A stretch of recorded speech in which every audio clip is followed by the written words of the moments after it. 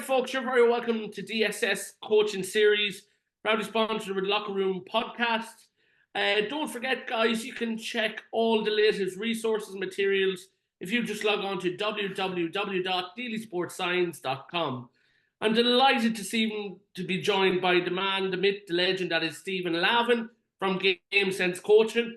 I'm going to pass it off to Stephen like I do to every other guest. Who is Stephen Lavin?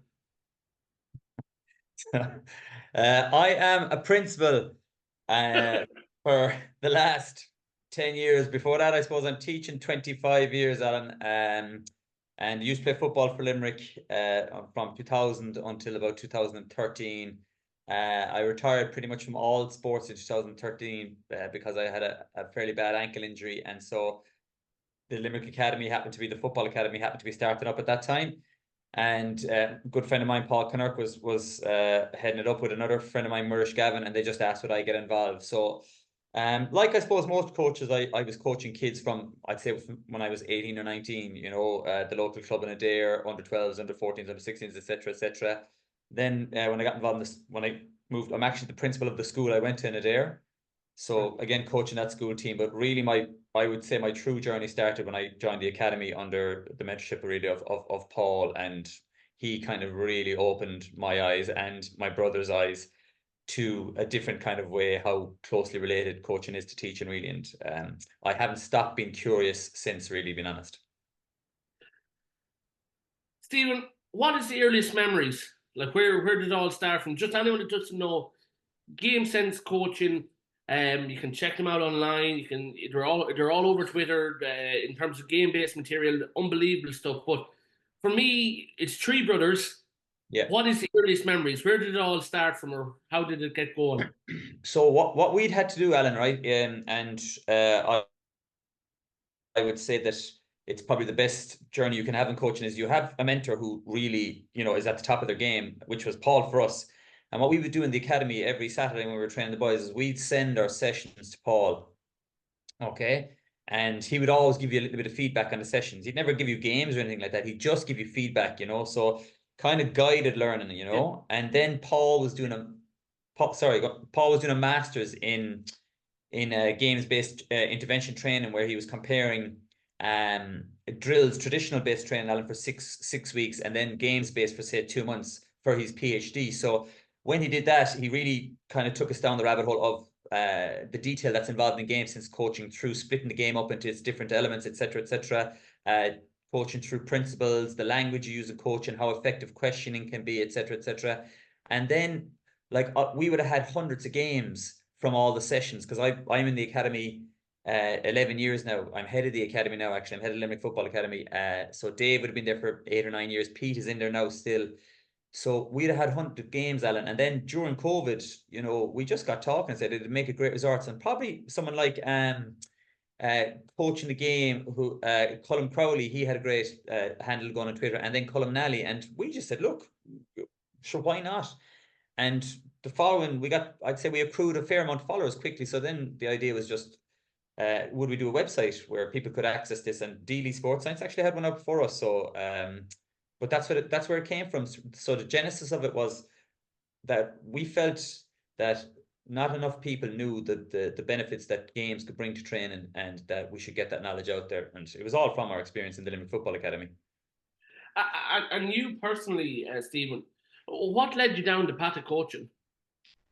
Well, I suppose you'd have had some coaches who were a big influence on you, Alan, at the time. Like, and you know, your teaching and coaching are so similarly aligned. Like, the three of us are teachers. You know, Pete's principal of a school, Dave works in a school in town, and I'm obviously principal of there. So there's just such a massive parallel. It's a connection between the two. Like, you know, when you're teaching, you effectively are coaching, and when you're coaching, you're trying to deliver a message. So it kind of just fell into it naturally enough. Like, when I was about 18 or 19, I would have coached under 12 teams in Adair, you know, and then followed a few teams up, and then did the school football hurling teams. And when I'd finished, you know, I love gas, so I wanted to stay involved in some way. And, you know, it's probably like yourself, you know, you should have something that you're passionate about in life that gives you purpose. Like, and like, I do love my job, but like, coaching is just, it's very hard to, it keeps me, I know, it keeps me occupied, you know, it just keeps me interested. I think that's the most important thing of it, you know. I suppose I know you mentioned it briefly with your connection with the Limerick Development Squad, but what specifically is your role with the Limerick Development Squads? So when I started, I just took we took the under 15 team, and we just followed them up until they were 16s. Then we went back to the under 14 teams, myself and Dave, and we took them up to minor. And what to tell you the truth, like the year we did the minors, it was COVID when it came first, so it was a real stop-start year. Yeah. But we were well beaten by Clare in a Munster semi-final. They hammered us, and that was extremely disheartening. And after that, Alan, I suppose because Dave was with me, so the two of us, a lot of reflection. I felt that we'd made mistakes, and I wanted to know where we got it wrong, basically. And I just wanted to stay learning. So I just went back in with the academy again for another year or two, and then Paul kind of finished up with the academy. So my role is basically every Saturday morning I'll oversee all the academy training sessions. The coaches will send me in their sessions. I'll just give feedback, and on a Saturday morning I'll go out and give feedback live during the sessions, etc., etc. And if any of the coaches have any questions, they can come back to me and basically do up resources for the academy, coaching resources for the academy that all the coaches can use, anything like that. Very enjoyable role, I have to say. Anybody involved with county panels, I don't know, they're just great kids, and the coaches are all there because they're very interested in it. So it's a great atmosphere to be involved with, to be honest. What is your, I suppose, your coaching philosophy or your approach? What's my philosophy? Well, it depends, I think, like for us in the academy, it's just as to keep as many as possible for as long as possible, basically. Like you're talking Limerick football here, so the boys would be coming from a low enough base, and we don't have a whole pile of numbers, because most kids, and rightly so, would just have an interest in hurling in Limerick, and then you'd have rugby and soccer would be a big one. So, like, our philosophy in the academy is to get as much football into them as possible, and to try and teach them about the game, and really we do that mostly through games, Alan. Like, we'd be massive, massive believers of that, basically, and that's my job. Then is to upskill the coaches who come in to try and impart the most of the stuff that Paul imparted with me, and just keep that tradition going, basically. How do you compare, Stephen, your time from intercounty you're playing at elite level to nowadays? Oh, I mean, do you know what? Like, and I'll tell you straight, like, I would say I've gone to maybe 4 intercounty games in about 11 years. I'd say I don't go to club games anymore. I might go to one maybe, but I just watch all the underage games, and then I watch all the county games. So it seems like it's gone to another level, like with the commitment that the players have to put in. Probably excessive, maybe, but Alan, I would always say like that. I'm so grateful for intercounty football because it gave me discipline, it gave me structure, it gave me purpose, it showed me the value of hard work. Like, it teaches young men and women who play the game such valuable life lessons that they can take with them when they go forward into their careers, whatever. And if they apply themselves the way they do to intercounty to a career, they're guaranteed to be successful. So I couldn't tell you what it's like now. I'd imagine it's fairly hectic. I was with Sigerson for the last 3 years with UL. Yeah. And well, look, we just didn't get over the line, unfortunately. But like the lads who are involved with Sigerson, the players, they're just fabulous men. Like, fabulous young lads. Like, a credit to whoever reared them. Like, it was so good to be involved in them. Such a great atmosphere. It's so easy to go into atmospheres like that. And they, like, their commitment to well was unbelievable, even though a lot of them would have been tied in with intercounty panels. I suppose for me, is there much? I know you said you're a primary school principal for the last 10 years. Is there much of an overlap between, I suppose, or characteristics between the teaching and the coaching, and would there be anything? Massive. And like, for years, I would have not seen this, because I just coached Alan the way I was coached, Yeah. So I would have never put thought into why I was doing something on a training field. I would have just played it because I thought it ran well. So it just depends on what it was. But the only reason I did it was because I thought it ran well, and I never gave enough thought to the learning aspect that should be involved in every training session. Like, so in our school, just to give you a quick example, like, so we would have progression for a lot of subjects. Like, so I've said this before, like, so we have a plan in the school, and all teachers basically follow the plan in some form. It's not a rigid plan because you have to allow for kind of You have to allow for creativity within their own classrooms. I think it's called spillage if there's an academic term to it. But they follow that generally, so that when they come up to sixth class, I can see that the Irish that the teachers have taught before, all I'm doing is compounding it and adding on a small bit, you know. So it's kind of a layered approach where you start with basics in Irish, simple vocab, and every year we're adding a layer onto that vocab. So by the time they come to six, they have a huge store of vocab in Irish, and it's so obvious that every teacher's doing it in my school. And it's the same with things like the way we teach English writing, creative writing, comprehensions. So to me, it makes perfect sense that if I'm coaching a team or Limerick Academy, that we all have the same thing, that we start with basic principles and then we layer onto those principles. Basically, we try and add a bit of complexity each year. And if it's too complex, we go back to what we went to, which was our basic, or we call them our core principles that we want all our teams to be good at. And if they're able for more, we layer onto that, which is very similar to what you do in an academic classroom. And another one, Alan, that I would say that when I started game based, was at the start I thought it was all games. I thought you just had to play games and question well, but in reality, just like in a classroom, like you have to check for learning, you have to check for understanding, and there's numerous ways to do that. And then it's not enough to play games. You have to model what you want to see sometimes, so that they have an idea of a solution. You know, there might be many more solutions, but at least they have an idea of a solutions. So there's loads of strategies that you use in teaching that literally just straight over crossover to coaching is what I find. What is your biggest learning curve, Steve? And what has been my biggest learning curve, Alan, is it? Since you started out, what has been my biggest learning curve? Good question. My biggest learning curve has been that they don't know it until you've taught it. Do not assume that they know it. And this is in particular with underage players, like, you know, my biggest learning curve would be that it's not enough to play games. There must be a purpose to the game. And you can certainly model what you want to model. Questioning helps. Video helps. I would say, you know, I don't think there's different types of learners. I don't believe that. I just believe that should throw them in a load of different ways and they all complement each other is what I think, probably. So at the start, my biggest learning curve is that whatever works. You know, I don't ascribe to the philosophy that, you know, if you just play a game with good conditions, that they'll, you know, by osmosis, they'll absorb the learnings of the game. I believe when you're coaching players, the coach has spent far more time studying the game and has a better idea of what he wants to coach. So he should be able to model it for the players to give them a solution, basically. I think that probably has been my biggest one, that it's not enough to play games. It's far more deeper and it's far more complex than that. I know you said earlier, and you mentioned your initial start for the Limerick Development Squad. You were working with Paul Kinnerk, and obviously what the success he's had, and he's a high-profile coach. What lessons did you learn from Paul? Okay, like, as in, like, we don't have all night, but I'll give you the biggest lesson that I've learned from Paul is that a session has to have purpose. You have to plan the session. There must be a reason behind your session, you know.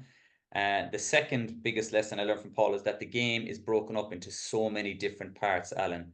So, like, I suppose the soccer model is what is it? Is it attack and defending, and transition to attack, transition to defense, and so, you know, and I suppose we would say it falls into kind of, especially Gaelic football, it's like we say attack and defending, but we say building a score, because that really is the game now, you know. And then you might be looking to transition. We say some teams you have to prepare for that, but I think building a score is probably the biggest element in Gaelic football, and I suppose it's in soccer as well. Now you see teams, they defend in such a low block now, like, you know, just Arsenal v Man City. Now I don't watch much soccer, but like when I watch soccer, I can see clear parallels with Gaelic football, like compact defenses like Armagh, where this are very hard to break down. So teams have to spend so much time on building a score. So to me, it's a separate category that you should spend a ton of time on in GA. And then how those areas again are broken down into smaller areas, basically moments of the game, like, you know. And like, I had never looked at the game like that until he showed me it.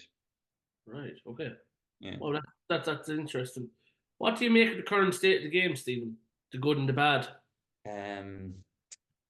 Well, I just think there's too many people have negative, too many people with negative opinions are given too much airtime. But like, I don't know, that you have to also listen to that, because there's probably a grain of truth in it as well, like, you know. Yeah, So like, I don't know, I mean, if people were, I'd be happy. I love the game. I love watching the game, because, but like, you know, maybe it's the nerd and some of the coaches, some of us like that. I love seeing how teams try to break down other teams, you know.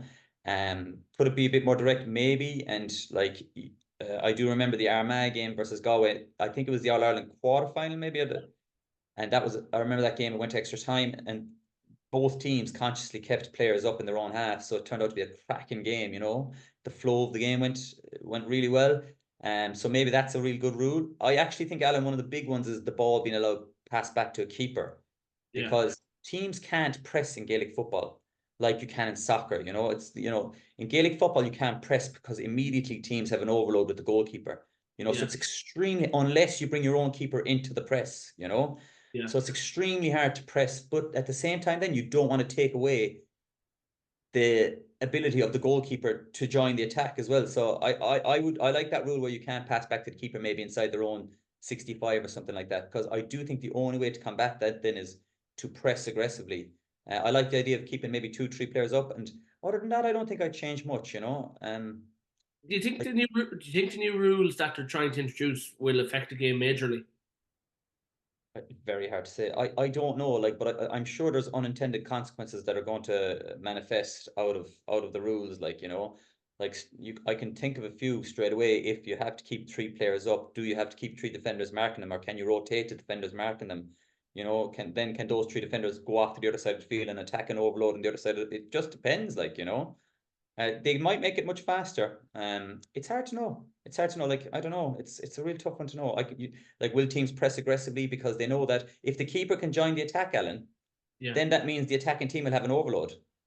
yeah. So, like, you know, your only chance of stopping an overload and attack then is to turn them over in your own half. So it's very hard to know. When are they bringing in the rules? Is it next year? Or is it the year after? As far as I'm aware, I think it's. I was just actually in New York City. I think they're actually trialing them in. Is it October, November? I actually think they're looking at trialing them that they'll also be televised 2 games. Okay. Oh yeah. I think on RT and TG Carter that's going to trial them and people can watch them as well of the new rule change and stuff like that. I think it has to be done in a certain period before Congress, so Okay. it'll be interesting, or the conjunction. So it'll be interesting to see how that fares out. If I Yeah. was if I was to say to you, Stephen, if I was to put you in charge of the GA, what would the one rule change or change approach you'd like to see happening? In wholesale in the GA. Wholesale, even break it down. We'll look at football and then we'll look at hurling as well. Is there anything, if you could introduce one rule or one change, what would it be? Uh, invest in coaching. Like, yeah, I think um the power coaching can have over kids and what it can do for them in the long term is vastly underrated in most countries. And like, the GAA is an incredible organization because it touches every corner of the country.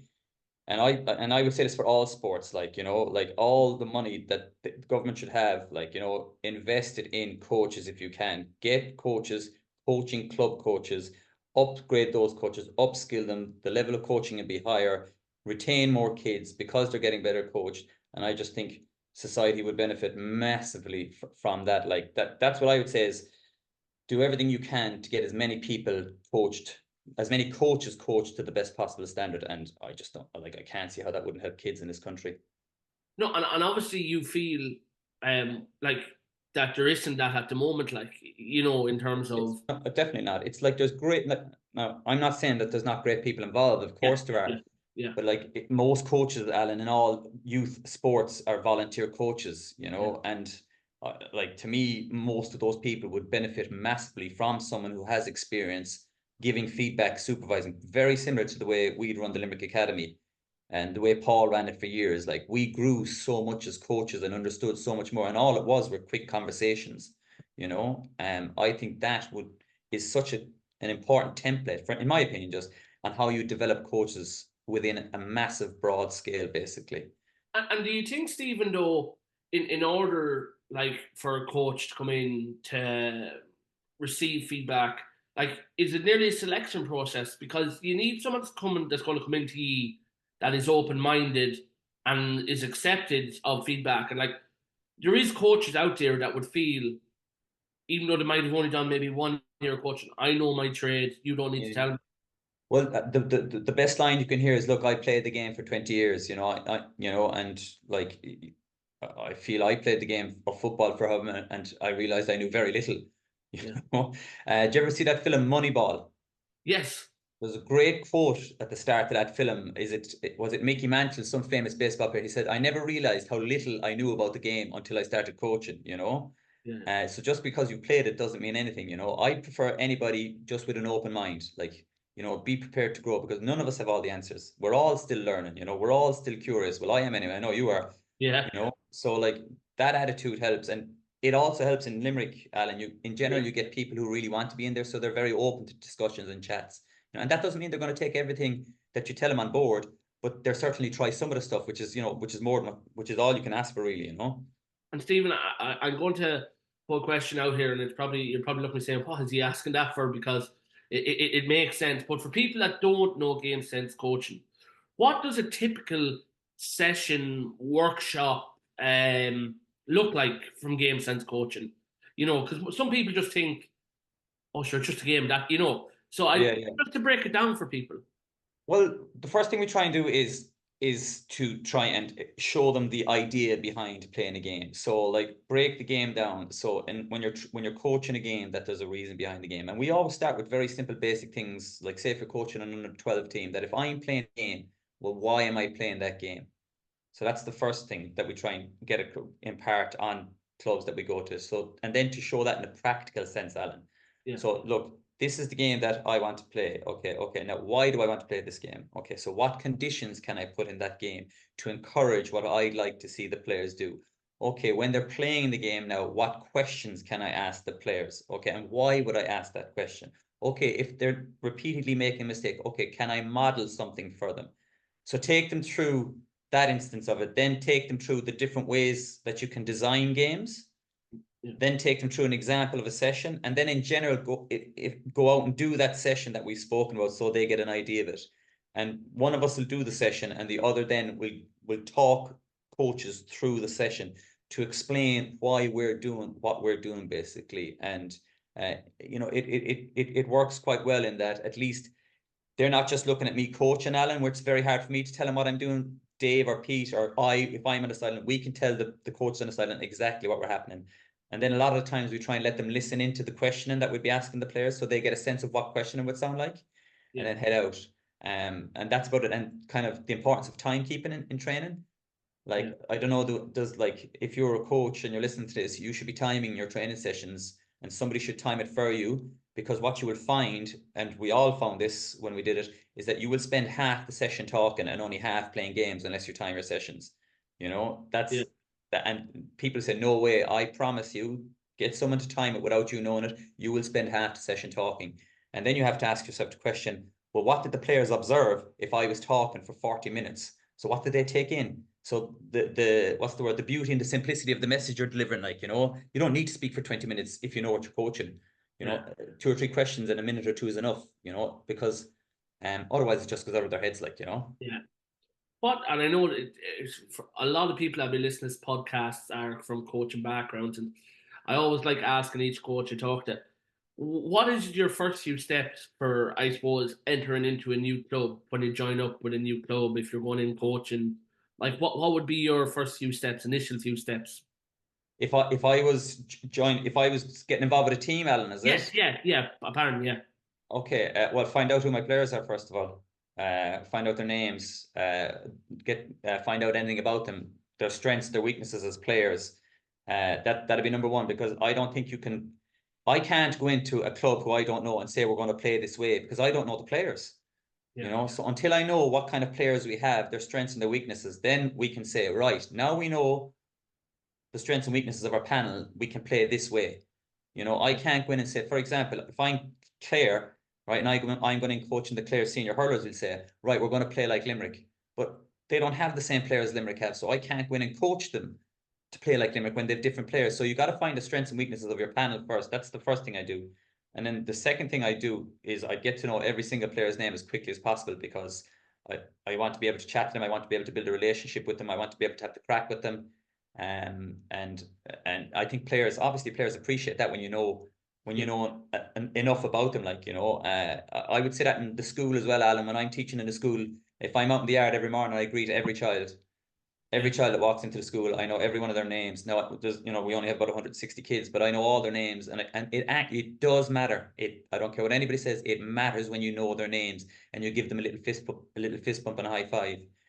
Maybe the first two things I do, Alan, is find out as much as I can about the players and then get to know them. Because if I'm going to coach them, I want to know, okay, this is my deck of cards. This is how I'm going to play them now, basically. I had a really interesting conversation with Johnny Greville, the new Meath senior hurling manager, here a couple of days ago, and we were talking about the approach on a sideline as a coach and in the dressing room. Have you any, I suppose, snippets or nuggets that people could use for that? Because some people think, coming in off pitch, even at half time, roaring and shouting. Like, personally, I think them days are gone, well gone.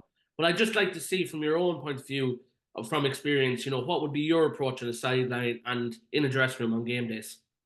Well, I can tell you what we used to do with Sigerson, and every year we'd kind of review it. Declan Bruder, the manager, Deck was great because he was always open to chats about how we could do it better. So Yeah. like the first thing you do, Alan, is we'd let the players in themselves first of all. That's what we would do, right? Yeah. And then we would talk about what we saw. Did we need to make any changes? Okay. Was there any player struggling? Okay. Tactically, what about kickouts? How are they reading our kickouts? How are we getting on in their kickouts? Okay. Are we turning them over? No. Okay. Then look at the stats. All right. Now, what 4 messages do we want to go in and deliver to the players? Okay. Okay. These are the 4. Okay. And then that's what we do. Go in and deliver the 4 messages, the 4 key messages that we thought would have an effect on the game. And that was enough for me, and then Deck would finish with, and it might be finished with a, look, we have a great chance here, etc., just to round it up. But I found if you do any more than that, and if you go in shouting and roaring, I did a course there during COVID. I think it was DCU Masterclass, and I forget his name now. Dave Passmore was his name.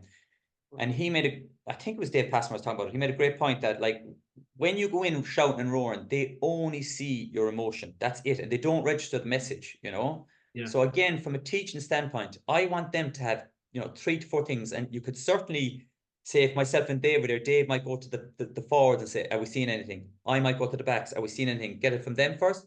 But then, lads, this is what we're seeing. And it's short and it's snappy and it's not too much information, basically.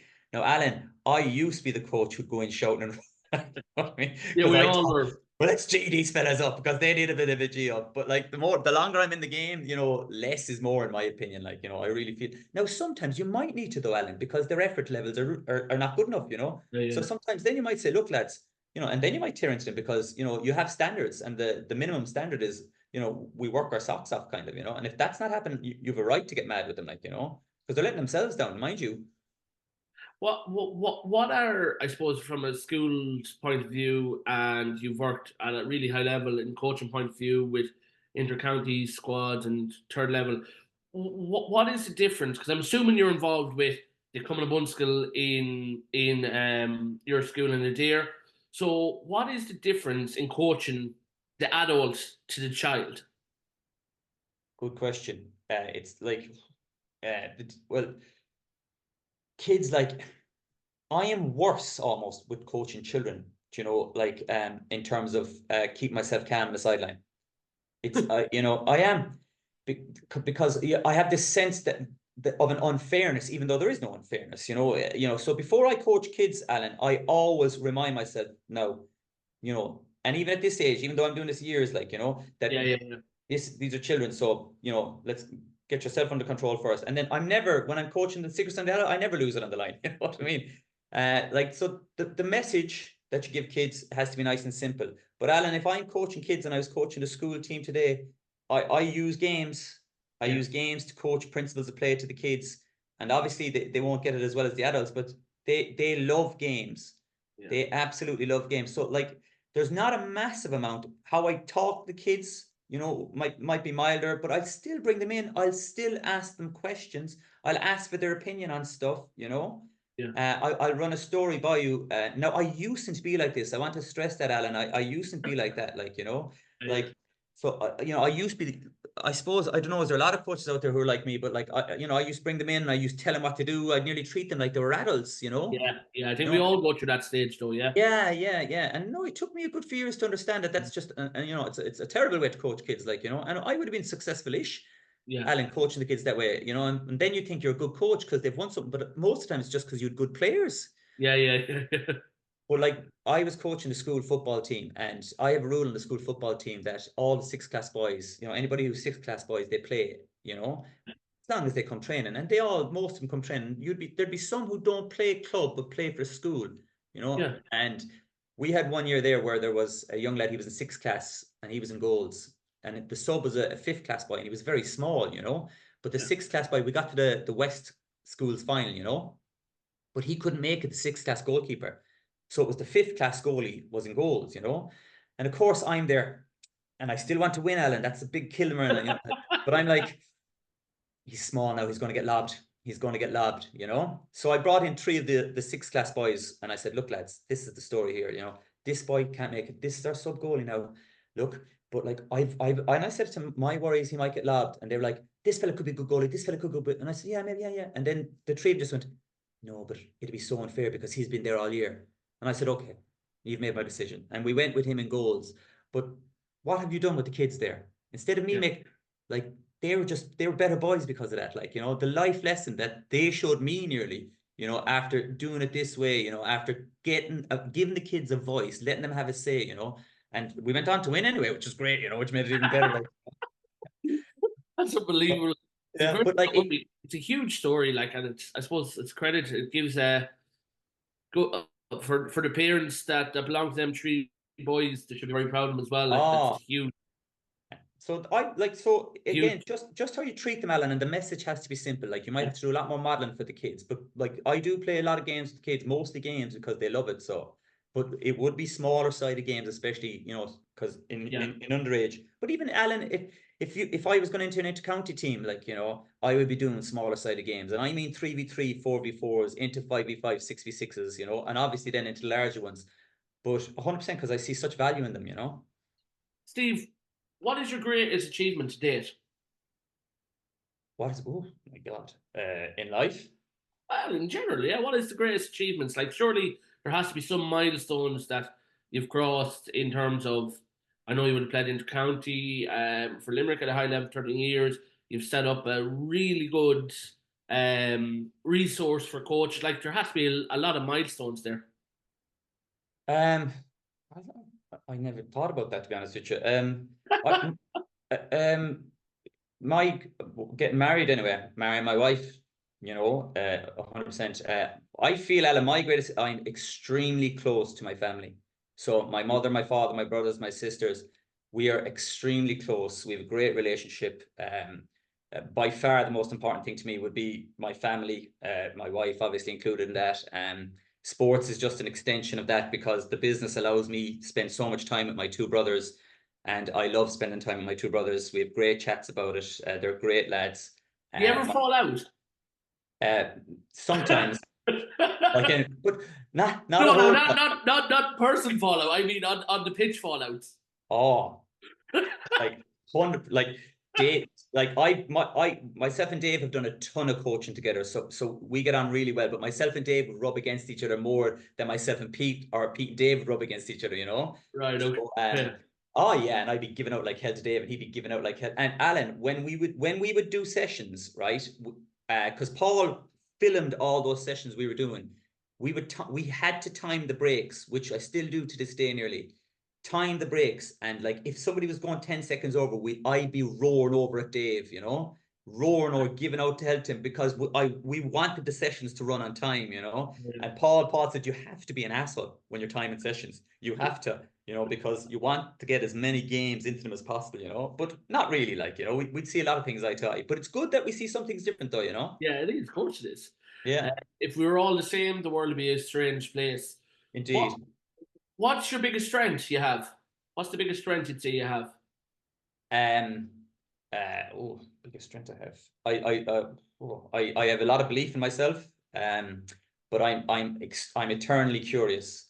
I think I heard a great quote there one time. I'm still trying to find the right questions, not to mind the answers, you know. I always, yeah, I read a lot. I just want to know more, you know.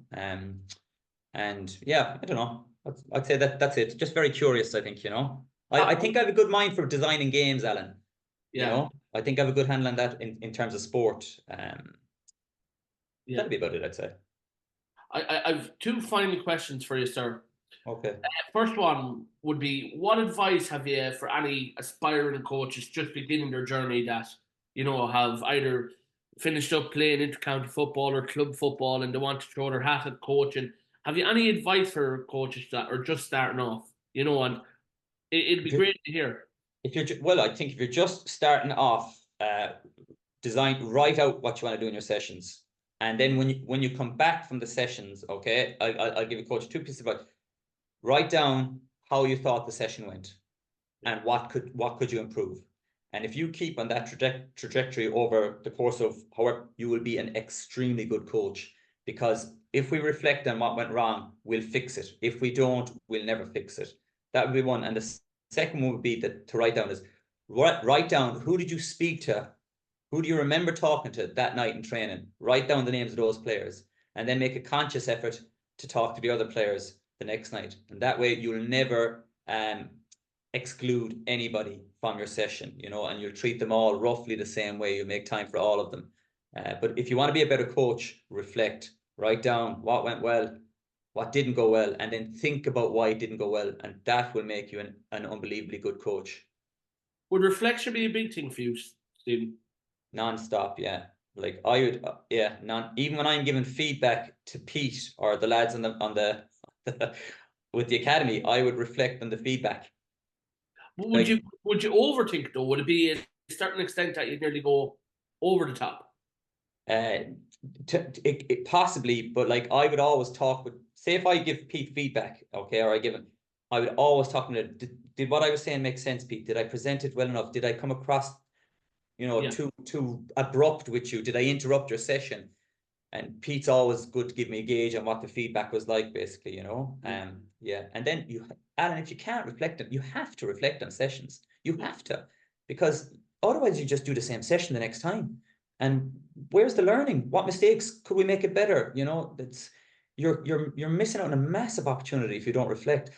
Reflect. What were you like on the sideline in a match? Did you give the message in? Do you record yourself when you train? Because when we record sessions for the sites, Alan, you know, we're mic'd up, you know. Yeah. It's very funny, like, you know what I mean? Like, you think we're perfect and all this. No.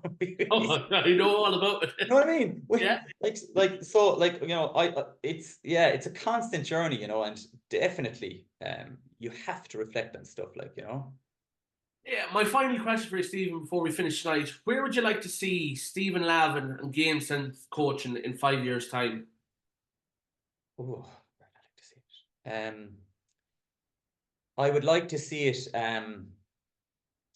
I would love, Alan, if it was what's the word? If it was widespread out there, I would love to be interacting with a load of clubs to try and just to change the paradigm of coaching here, to get the message out that there's such an enjoyable way to coach kids, adults, but in particular kids.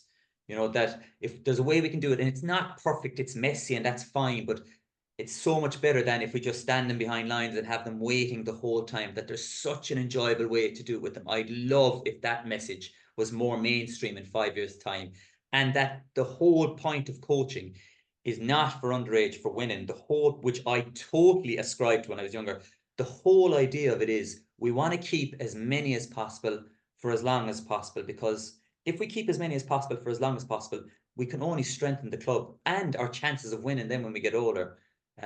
Yeah, that would be it in 5 years' time. If we were more mainstream, it'd be unbelievable. Stephen, I'm going to leave it there. Thank you very, very much. And I wish yourself and all the boys the best of luck with Game Sense Coaching. And they can check it out as well, the website. It's online, unbelievable resource. Am I right saying this? www.gamesensecoaching.com? Yeah. That's the one. You can check them out on Twitter as well. Other than that, guys, don't forget from Daily Sports Science, you can log on to www.deelysportscience.com. Look at all the latest resources, materials, memberships, and so on. Until next time, guys, thanking you for listening, and most importantly, thanks to Stephen for hopping on the call. I appreciate it, Steve. Thanks, Alan. Take it easy.